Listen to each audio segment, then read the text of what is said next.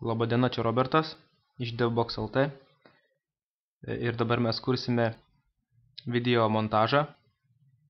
Parodys paprasčiausius greitus shortcutus, kaip galima greitai redaguoti savo vaizdo įrašą, tai kirpti, įdėti layerius ir taip toliau.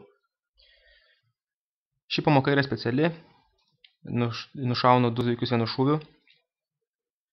eColor LT tinklalapį kuriu video pamokas. Taigi, čia yra mano pamoka 3ds Max programa. Čia yra mano pirmoji pamoka.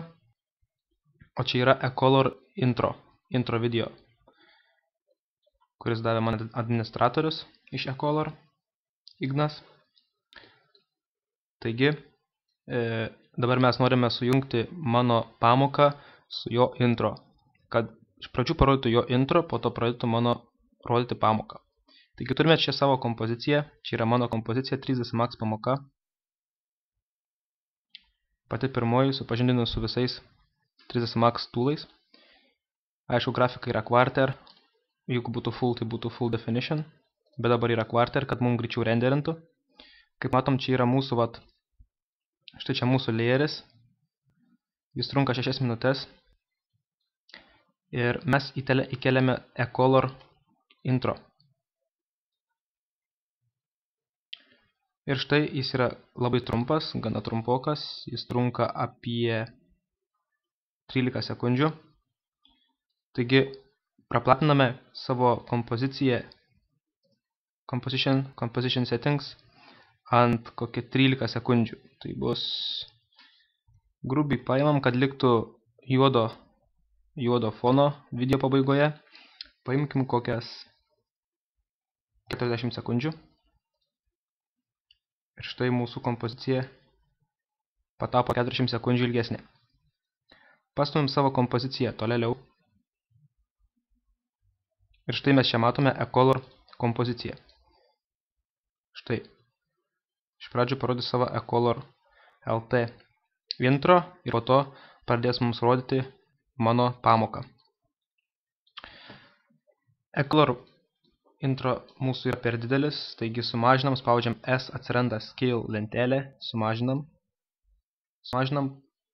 maždaug, kad tiltų į mūsų kompoziciją. Na, sakyčiau, gana įspūdingas intro. Aišku, mes galėsim mokytis, kaip eColor intro padaryti, na, bent panašų. Turėsiu stimulą dirbti su eColor ir su savo tinklalapiu DevBox LT. Taigi, padidinam dar truputį, nes jis netelpa mums į rėmus. Štai. Ir rodo mūsų video.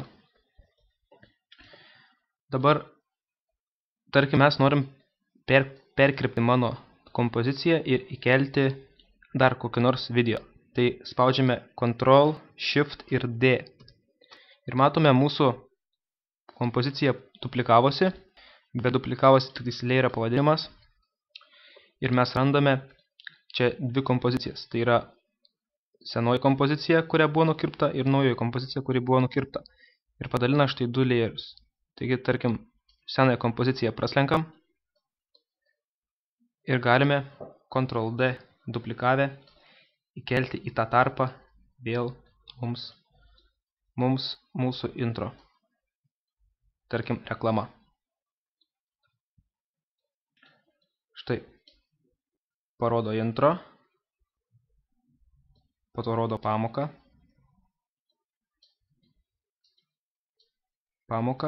po to vėl intro. Kuo aukštesnis layeris, tuo pirmiau jį rodys. Parodo intro ir po to rodo vėl video.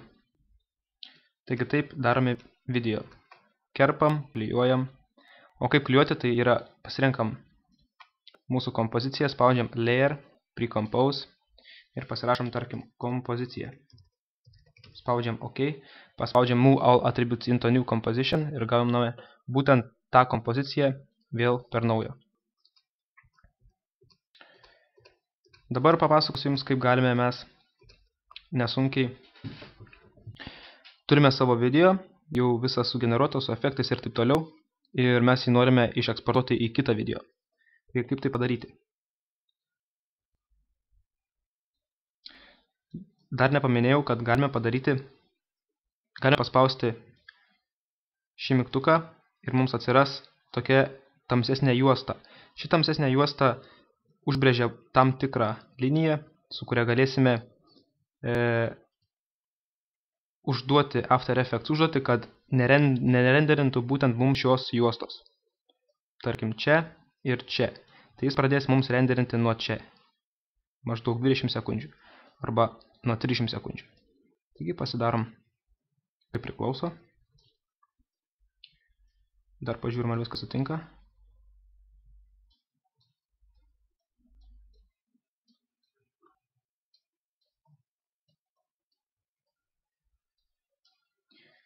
Štai čia mūsų kompozicijos galas, tai nuvažiuojam iki pat kompozicijos galo. Norime eksportuoti mūsų filmuką, tai spaudžiam Composition, Make Movie, atsiranda mūsų eilė, spaudžiam Lossless ir nusistatom savo formatą, video format, dažniausiai Windows Media. Šį kartą eksportuosiu Windows Media, tai bus VMV formatas, aišku, Export Audio. Galim nusistatyti, bet čia iš karto po defaultu būna neblogi nustatymai ir spaudžiam OK. Paspaudę OK, belieka paspausti Render ir mūsų filmukas surenderina kadrą per kadrą išsaugotoje vietoje. Kągi, sėkmės bekuriant jums video.